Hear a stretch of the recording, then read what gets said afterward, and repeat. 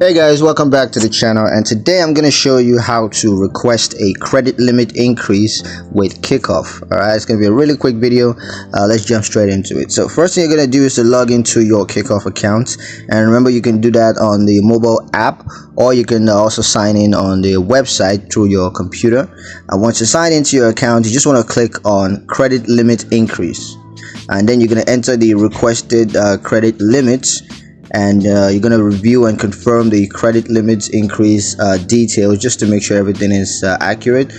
Then you're going to need to provide income and employment information, so just go ahead and fill that out with the correct information, and be sure to review and understand the credit limit increase terms and conditions just to make sure you know exactly all that's involved with that.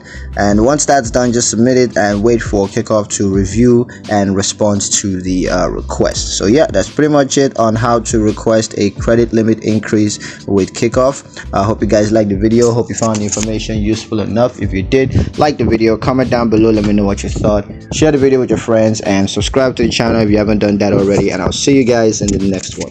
Peace.